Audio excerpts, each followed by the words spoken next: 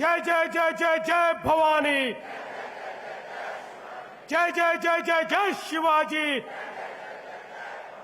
Bharat Ratna doctor Babasaheb आंबेडकरांचा वंदे वंदे.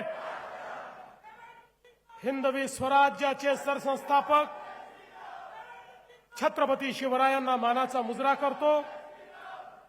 भारतीय राज्यघटनेचे शिल्पकार भारतरत्न डॉक्टर बाबासाहेब आंबेडकर यांना मानवंदना अर्पित करतो. आजच्या आपल्या सभेमध्ये ज्यांचा आत्ताच अतिशय हृदयातनं असं भाषण आपण ऐकलं ते महाराष्ट्राचे लोकप्रिय उपमुख्यमंत्री माननीय एकनाथराव शिंदेजी, आमचे 2020चे प्लेयर आणि केंद्रीय मंत्री रामदास आठवलेजी, माननीय विनोद तावडेजी, रामदास कदमजी, अमित साटमजी, आशिष शेलारजी, मंगलप्रभात लोढाजी, राहुल शेवाळेजी, आनंदराव अडसूळजी, नितेश राणेजी, श्रीकांत शिंदेजी, गोपाळ शेट्टीजी, योगेश कदमजी, प्रवीण दरेकरजी, रवींद्र वायकरजी, मीनाताई कांबळे, गौतमजी सोनवणे, काका खंबाळकर, सिद्धार्थ कसारे, अतुल भातकळकर, मिलिंद देवरा, पराग अळवणी, मनीषा कायंदे, मनीषाताई चौधरी, मिहीर कोटेचा, प्रसाद लाड, दीपक सावंत, प्रकाश सुर्वे, कालिदास कोळंबकर, मंगेश कुडाळकर, योगेश सागर, निलेश राणे, राजन सिंग, चित्राताई वाघ, विद्याताई ठाकूर, श्रीकांत भारतीय, संजय उपाध्याय, मुरजी पटेल, शीतल म्हात्रे, पवन त्रिपाठी, अशोक पाटील, गणेश खणकर, सुशांत शेलार, श्वेताताई परुळेकर, सचिन मोहिते, राजेश शिरोडकर, रवी गायकवाड, भारतीताई लव्हेकर. थकलो मी. मंचावर उपस्थित महायुतीचे सर्व नेते मंडळी, समोर उपस्थित सर्व नेते मंडळी, उमेदवार आणि उपस्थित सर्व माता भगिनी आणि बंधूंनो, आज मुंबईमध्ये महायुतीच्या प्रचाराचा नारळ आपण फोडलेला आहे. आणि आजचा दिवस हा याकरता महत्वाचा आहे की तिथीने आज आई जिजाऊंची जन्मजयंती आहे. ज्या आई जिजाऊंनी देव देश आणि धर्माकरता स्वराज्याची निर्मिती करण्याकरता छत्रपती शिवरायांना मार्गदर्शन केलं आणि तयार केलं, त्या आई जिजाऊंची जयंती एकीकडे आहे आणि दुसरीकडे खऱ्या अर्थानं रूढीवाद्यांच्या जोखडातनं स्त्रियांना मुक्त करणाऱ्या आमच्या क्रांतीज्योती सावित्रीबाई फुले यांची देखील आज जयंती आहे. अशा या पवित्र दिवशी आपण प्रचाराची सुरुवात केली आहे. आणि निवडणूक कधी आहे आपल्या सगळ्यांना माहिती आहे. 15 तारखेला निवडणूक आहे. 14 तारीख आणि 15 तारीख ही संक्रमणाची तारीख आहे. या संक्रमणामध्ये आपल्याला हा चमत्कार घडवायचा आहे. 16 तारीख ही छत्रपती आमचे धर्मरक्षक, स्वराज्य रक्षक संभाजी महाराज यांच्या राज्याभिषेकाची तिथी आहे. त्या दिवशी या मुंबईमध्ये आपला महायुतीचा महापौर आपल्याला बसवायचा आहे. बंधू भगिनींनो, खरं म्हणजे ही जी निवडणूक आहे, ही निवडणूक मुंबईचं चित्र आणि मुंबईकरांचं जीवन बदलायची निवडणूक आहे. अनेक वर्ष आपण बोल बचन ऐकले. निवडणुका आल्या की बोल बचन, निवडणुका आल्या की बोल बचन. पण आता बोल बचन नाही, वचन देणारे लोक तुमच्या समोर आलेले आहेत. हे आमचं वचन आहे. अरे मुंबई बदलून दाखवली आहे आणि मुंबईकरांचं जीवन देखील बदलवून दाखवू, हे वचन देण्याकरता महायुती या ठिकाणी आली आहे. काही लोकांचं कसं असतं, जहां मिलेगा मुझको दाना वही बसेगा मेरा ठिकाना. आता दाना पाणी वाल्यांना त्यांचा ठिकाणा कुठे आहे हे दाखवायचं आहे आणि मुंबईकरांचं हित जे जपतात त्यांचाच विचार आपल्याला करायचा आहे. मी आज वेगवेगळ्या ठिकाणच्या सभा करून मुंबईमध्ये उतरत होतो त्यावेळी डोळे फाडून फाडून बघितलं, मुंबई कुठे गेली का, मुंबई कुठे तुटली का, मुंबई कुठे सरकली का. मला तर मुंबई तिथेच दिसली. पण निवडणूक आली की काही लोकांना मुंबई उत्तरेकडे सरकताना दिसते. अरे तुमची बुद्धी सरकते, मुंबई सरकत नाही. मुंबई तिथेच असते. आणि आता शिंदे साहेबांनी सांगितलं, अरे या ठिकाणी खऱ्या अर्थानं मोदीजींच्या नेतृत्वात या मुंबईला जेवढं मिळालं तेवढं या ठिकाणी जे मुंबईच्या बद्दल आव आणून आणून बोलतात त्यांच्याही काळात काही मिळालं नाही. आणि खऱ्या अर्थानं एक लक्षात घेतलं पाहिजे, अरे हे मुंबई महाराष्ट्रापासून तोडण्याची हिम्मत कोणाच्या बापाच्या बापातही नाही. आणि आमच्या सोबत तर या ठिकाणी हिंद हृदय सम्राट शिवसेना प्रमुख बाळासाहेब ठाकरेंचा ठाण्या वाघ एकनाथ शिंदे देखील आहे.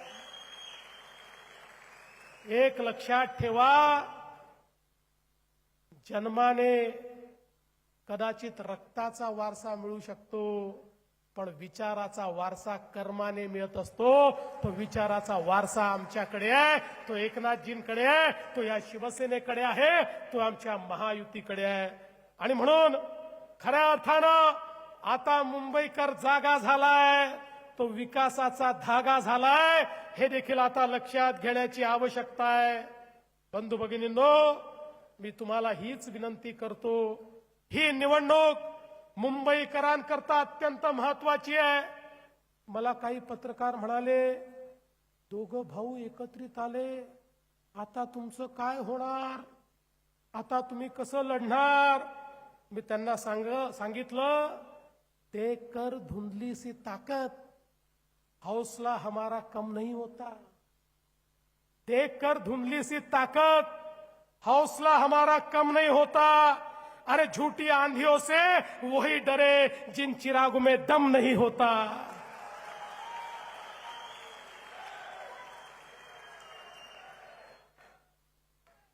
आता या ठिकाणी खरं म्हणजे शिंदेसाहेब, तुम्ही यांचं कॅम्पेन बघितलं, मला तर आता असं लक्षात आलं आहे की मुंबईमध्ये निवडणुकीमध्ये श्रेय चोरणारी टोळी सक्रिय झाली आहे. आणि या टोळीमध्ये काही अबोध बालकं देखील आहेत जे श्रेय चोरण्याचा प्रयत्न करतायत. म्हणतात सगळं आम्हीच केलं, या ठिकाणी कोस्टल रोडही आम्हीच केला, मेट्रोही आम्हीच केली. ये पब्लिक है, ये सब जानती है. अरे अर्ध्या रात्री ते मुंबईकरांना उठवून विचारलं, कोस्टल रोड कोणी केला, बीडीडी 40चा विकास कोणी केला, या ठिकाणी मेट्रोचं काम कोणी केलं. अर्ध्या रात्री मुंबईकर सांगतील हे महायुतीने केलं. आणि अर्ध्या रात्री त्यांना विचारा, प्रत्येक कामामध्ये खोडा कोणी घातला, प्रत्येक कामाला स्थगिती कोणी दिली. अर्ध्या रात्री झोपेतून उठवून सांगताना विचारलं तर ते एकच नाव घेतील, माननीय उद्धवजी ठाकरे. ते आपलंच नाव या ठिकाणी घेतील. पण बंधू भगिनींनो, अलीकडच्या काळामध्ये वेगवेगळे मुद्दे यायला लागले. मग मुंबईचा महापौर कोण होणार असा मुद्दा देखील आला. मी परवा स्पष्ट सांगितलं, आता आमच्या एकनाथराव शिंदेजींनी देखील स्पष्ट सांगितलं, मुंबईचा महापौर महायुतीचाच होणार, मुंबईचा महापौर हिंदूच होणार आणि मुंबईचा महापौर मराठीच होणार.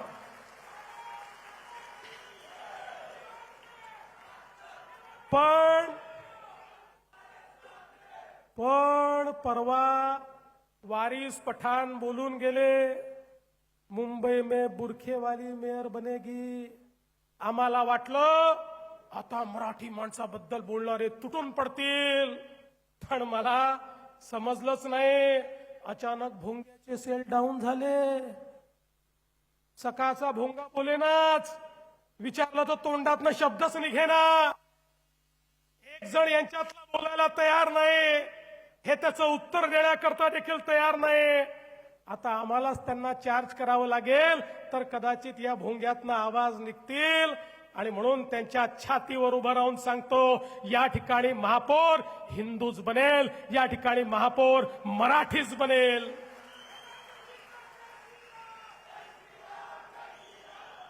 आमचं कुठल्या धर्माशी वैर नाहीये. या देशामध्ये प्रत्येकाला आपापला धर्म जपण्याचा अधिकार आहे, आपली पूजा पद्धती जपण्याचा अधिकार आहे. आमचा या ठिकाणी जो विरोध आहे तो त्या ताकदीला आहे, जी ताकद या महाराष्ट्रामध्ये, या हिंदुस्थानच्या भूमीमध्ये वंदे मातरम म्हणायला नकार देते, त्यांच्या विरुद्ध आम्ही या ठिकाणी आहोत. ज्यावेळी त्या माहीमच्या दर्ग्यावर मला बोलवलं आणि मला सांगितलं भारताचा तिरंगा झेंडा या माहीमच्या दर्ग्यावर आम्ही फडकवण्याकरता तुम्हाला बोलवतोय, त्यावेळेस मुख्यमंत्री म्हणून हा देवाभाऊ त्या ठिकाणी गेला आणि त्या माहीमच्या दर्ग्यावर जाऊन त्या ठिकाणी चादर चढवली आणि तिरंगा झेंडा फडकवला. या भारतामध्ये आमची कोणाशी दुश्मनी नाही आहे, पण ज्याची या भारताशी दुश्मनी आहे त्याला मात्र सोडणार नाही, ही देखील आमची या ठिकाणी मानसिकता आहे. आणि म्हणून बंधू भगिनींनो, एक लक्षात ठेवा, वंदे मातरमचा नारा, भारत माता की जयचा नारा तुम्हाला या सभेमध्ये तर ऐकायला मिळेल, पण तिकडच्या सभेमध्ये ऐकायला मिळणार नाही.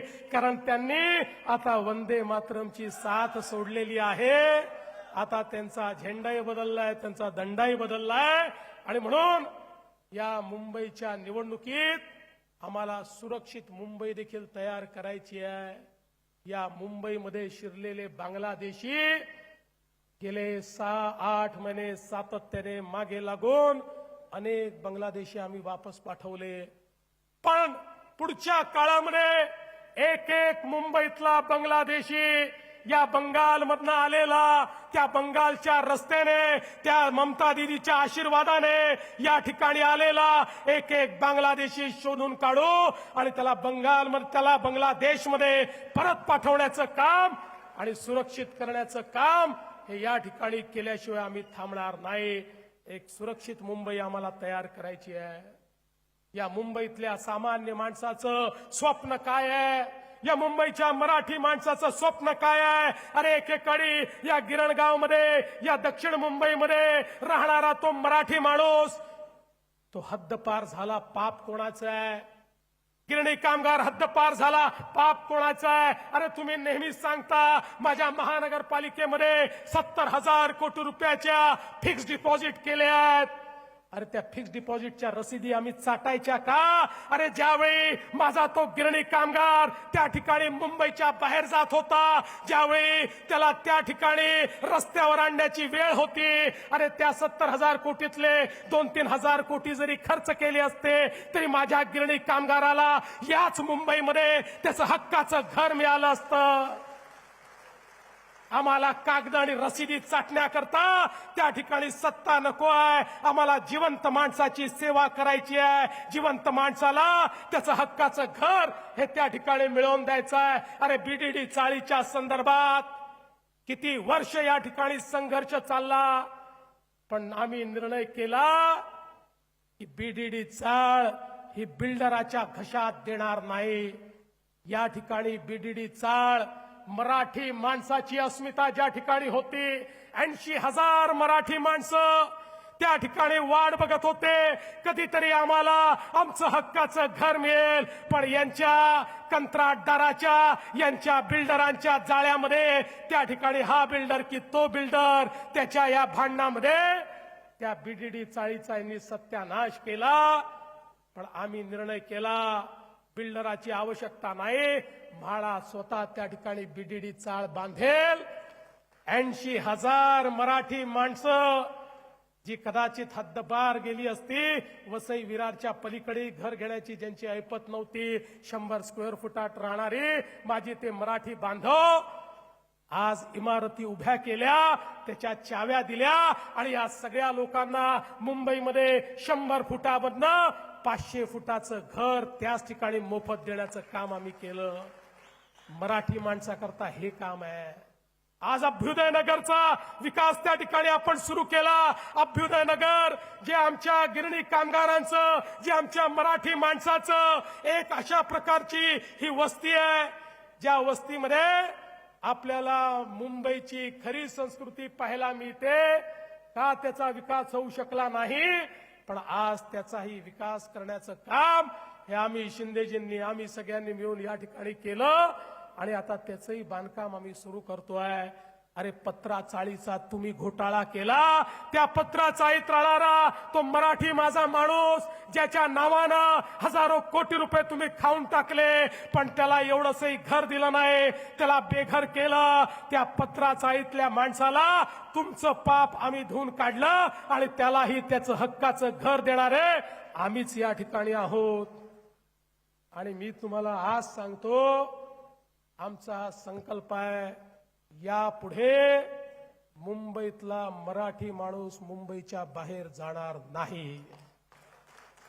त्याला इथेच घर देऊ, त्याला मोठं घर देऊ. या ठिकाणी मुंबईकरांचं जे स्वप्न आहे घराचं ते आम्ही पूर्ण करू. आणि एवढंच नाही तर मुंबईच्या झोपडपट्टीमध्ये राहणारा जो व्यक्ती आहे त्या प्रत्येकाला आम्ही घर देऊ. तुम्ही बघा, जेव्हापासनं या महाराष्ट्रामध्ये आपलं सरकार आलं, महायुतीचं पहिलं सरकार असेल, दुसरं सरकार असेल, आता तिसरं सरकार असेल, या प्रत्येक सरकारमध्ये आपण मोठ्या प्रमाणात एसआरएच्या माध्यमातून योजना सुरू केल्या. जुन्या योजना रखडल्या, पण आपल्या योजना चाललेल्या आहेत आणि मोठ्या प्रमाणात आज झोपडपट्टीवासियांना घरं देण्याचं काम आपण या ठिकाणी करतो. आणि म्हणून मुंबईकरांचा प्रश्न घरांचा आम्ही सोडवतो आहोत. आणि एवढंच नाही तर मुंबईकरांचा दुसरा प्रश्न काय आहे? मुंबईकरांचा दुसरा प्रश्न हा दळणवळणाचा आहे, कम्युटेशनचा आहे. मुंबईकर आपल्या जीवनातले जे क्षण परिवारासोबत घालवायचे ते सगळे क्षण कुठेतरी लोकलमध्ये, ट्रेनमध्ये, रस्त्यावर धक्के खात त्या ठिकाणी तो फिरत असतो. त्या मुंबईकराला त्याचं जीवन सुकर करण्याकरता, इज ऑफ लिव्हिंग आणण्याकरता 450 किलोमीटरच्या मेट्रोचं नेटवर्क आम्ही सुरू केलं आणि त्यातलं जवळजवळ 150 किलोमीटरचं आम्ही पूर्ण केलंय. दरवर्षी आता 50-100 किलोमीटर आम्ही पूर्ण करणार आहोत. आणि मी विश्वासानं सांगतो 2028-29 पर्यंत मुंबईच नाही तर जी विस्तारित मुंबई आहे, MMR रिजन आहे, याच्या कुठल्याही भागातनं कुठल्याही भागात जाण्याकरता जास्तीत जास्त लागणारा वेळ हा 59 मिनिटाचा असेल. अशा पद्धतीनं मुंबईचं नियोजन केलंय. केवळ कोस्टल रोड करून थांबलो नाही, आम्ही कोस्टल रोडला पुढे बांद्र्यापासून वर्सोयापर्यंत, वर्सोयापासून दहिसरपर्यंत, दहिसरपासून भाईंदरपर्यंत, भाईंदरपासून उत्तनपर्यंत, उत्तनपासून विरारपर्यंत अशा पद्धतीनं या संपूर्ण रोडचं काम आम्ही करतोय. आणि याच सोबत खऱ्या अर्थानं या मुंबईमध्ये एक पाताल लोक देखील आम्ही तयार करतोय. पाताल लोक म्हणजे काय माहितीये? एक टनेल्सचं जाळं, एक टनेल्सचं जाळं या मुंबईमध्ये तयार होत आहे. मुंबईकरांना ट्रॅफिकमध्ये अडकून पडावं लागणार नाही अशा पद्धतीनं टनेल्सचं जाळं हे त्या ठिकाणी ठाण्याहून बोरीवली करता 2-2 तास लागतात. 15 ते 20 मिनिटांमध्ये तुम्ही त्या ठिकाणी येऊ शकाल. संपूर्ण वेस्टर्न एक्सप्रेसवे असेल, संपूर्ण ईस्टर्न फ्रीवे असेल, या प्रत्येक गोष्टीला डिकंजेस्ट करण्याचं काम या मुंबईमध्ये आम्ही करतो. आणि हे करत असताना सगळ्यात महत्वाचं आहे या मुंबईला पर्यावरण पूरक मुंबई म्हणून तयार करणं. शिंदे साहेबांनी सांगितले खरंय, 25 वर्ष राज्य केल्यानंतर या मुंबईचं या ठिकाणी सांडपाणी थेट समुद्रामध्ये जात होतं. अरे अनेक छोट्या छोट्या शहरामध्ये STP होते, पण मुंबईमध्ये 70,000 कोटीचे फक्त कागद आम्ही पाहत होतो, पण या ठिकाणी एसटीपीची निर्मिती नव्हती. मुंबईच्या समुद्रामध्ये, मिठी नदीमध्ये सगळीकडे इतक्या मोठ्या प्रमाणात घाण पाणी, सांडपाणी चाललं होतं. 16,000 कोटी रुपयाचे एसटीपीचं काम आपण सुरू केलं. आणि मी तुम्हाला सांगतो, 2 वर्षात हे काम पूर्ण झाल्यानंतर मुंबईच्या समुद्रकिनारी तुम्ही आज जाता, तुम्हाला वास सहन करावा लागतो. लोक राज्यभरातनं, देशभरातनं चौपाटीवर जातात, घाणेरडा वास सहन करावा लागतो.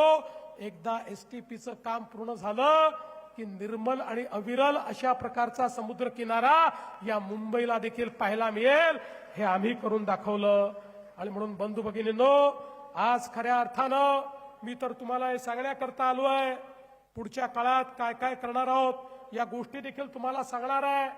पण मी हा संकल्प केलाय, मी आणि शिंदे साहेब आणि आमचे रामदासजी, आमची महायुती, आमचा संकल्प आहे, पुढच्या काळामध्ये या मुंबईला आम्ही 17,000 कोटी रुपयाचं पर्यावरणीय बजेट हे त्या ठिकाणी ठेवणार आहोत. आणि संपूर्ण देशामधली पर्यावरणयुक्त शहर म्हणून या मुंबईला तयार करण्याचं काम हे आम्ही करणार आहोत. याची योजना देखील पुढच्या काळामध्ये आपल्यापर्यंत नेऊ. मी आज फार काळ बोलणार नाही. मला आपल्याला आज एवढंच सांगायचं आहे की जे केलंय ते आपल्या नजरेसमोर आहे. आम्ही केवळ बोलणारे लोक नाही आहोत. खरं म्हणजे काही लोक करून दाखवलं असा बोर्ड लावतात. त्यांना विचारा, काय करून दाखवलं? भ्रष्टाचार करून दाखवला, अनाचार करून दाखवला, दुराचार करून दाखवला. पण आम्हाला सांगण्याची आवश्यकता नाही. आमच्या कामाची जीती जागती स्मारकं या संपूर्ण मुंबईमध्ये आपल्याला पाहायला मिळत आहेत. आणि आज मी तुम्हाला एवढंच सांगण्याकरता आलो आहे, या मुंबईच्या जनतेने पुन्हा एकदा आमच्यावर विश्वास दाखवून ही महानगरपालिका आमच्या हातामध्ये द्यावी. पारदर्शी प्रामाणिकतेतून या महानगरपालिकेच्या माध्यमातून एक नवीन मुंबई घडवून दाखवू. आज मुंबईमध्ये लोक येतात तर ते म्हणतात मुंबई बदलते आहे, पण आम्हाला केवळ इन्फ्रास्ट्रक्चर बदलायचं नाही आहे. या मुंबईतले गोरगरीब, मध्यमवर्गीय यांच्या जीवनामध्ये परिवर्तन आणायचं आहे. तो आमचा प्रयत्न आहे, त्याकरता आमचा संघर्ष आहे. आणि त्याकरता मुंबईकरांचा आशीर्वाद आम्हाला हवाय. तो आशीर्वाद आज या निमित्ताने आपल्या सगळ्यांना मागतो आणि हा विश्वास व्यक्त करतो. येत्या 15 तारखेला या ठिकाणी एक मोठा विजय आपला होईल. भारतीय जनता पार्टी, शिवसेना आणि रिपाईचे जेवढे कार्यकर्ते आहेत, या सगळ्या कार्यकर्त्यांनी एक दिलाने या ठिकाणी काम करावं, एकजुटीने काम करावं, मेहनतीने काम करावं. 15 तारखेपर्यंत दिवसाची रात्र आणि रात्रीचा दिवस करावा. आणि मी तुम्हाला या ठिकाणी शब्द देतो, 16 तारखेचा विजय हा महाविजय असेल. हा माझा तुम्हाला शब्द आहे. एवढंच बोलतो आणि माझं बोलणं संपवतो. धन्यवाद. जय हिंद, जय महाराष्ट्र. खूप खूप धन्यवाद आदरणीय देवा भाऊजी. नक्कीच विजय 16 तारखेला आपला आहे. सगळ्यांना मी जागेवरती उभं राहण्याची विनंती करतो. आपलं महाराष्ट्राचं राज्यगीत आणि राष्ट्रगीतांनी आजच्या या महासभेची सांगता होणार आहे. त्यामुळे आपण परळीमधला हा महायुतीचा मेळावा आणि या मेळाव्यामधनं मुख्यमंत्री देवेंद्र फडणवीस यांनी विजयाचा विश्वास व्यक्त केलेला आहे. वरळीतनं मुख्यमंत्री देवेंद्र फडणवीस बोलत होते. त्यावेळी त्यांनी विजयाचा विश्वास व्यक्त करत असताना ठाकरेंवरती सुद्धा सडकून टीका केलेली आहे. आमचं कुठल्याही धर्माशी वैर नाही असं सुद्धा स्पष्टपणे देवेंद्र फडणवीस यांनी या मंचावरनं सांगितलं. अलीकडच्या काळामध्ये वेगवेगळे मुद्दे यायला लागले. मग मुंबईचा महापौर कोण होणार असा मुद्दा देखील आला. मी परवा स्पष्ट सांगितलं. आता आमच्या एकनाथराव शिंदेजींनी देखील स्पष्ट सांगितलं, मुंबईचा महापौर महायुतीचाच होणार. मुंबईचा महापौर हिंदूच होणार आणि मुंबईचा महापौर मराठीच होणार. मला तर आता असं लक्षात आलं आहे की मुंबईमध्ये निवडणुकीमध्ये श्रेय चोरणारी टोळी सक्रिय झाली आहे. आणि या टोळीमध्ये काही अबोध बालकं देखील आहेत जे श्रेय चोरण्याचा प्रयत्न करतायत. म्हणतात सगळं आम्हीच केलं, या ठिकाणी कोस्टल रोडही आम्हीच केला, मेट्रोही आम्हीच केली. ये पब्लिक है, ये सब जानती है. यावेळी नाव न घेता आदित्य ठाकरे यांच्यावर सुद्धा मुख्यमंत्री देवेंद्र फडणवीस यांनी श्रेयवादावरनं निशाणा साधलेला आहे. वरळीतनं महायुतीचा हा पदाधिकारी मेळावा आणि या मेळाव्यामध्ये उपमुख्यमंत्री शिंदे आणि मुख्यमंत्री देवेंद्र फडणवीस यांचं हे समूह मोठ्या प्रमाणामध्ये शिवसेना आणि भाजपनं आपल्या शक्तीचं प्रदर्शन या मेळाव्याच्या माध्यमातून केलेलं आहे आणि मुंबईतल्या आपल्या प्रचाराचा श्रीगणेशा केलेला आहे.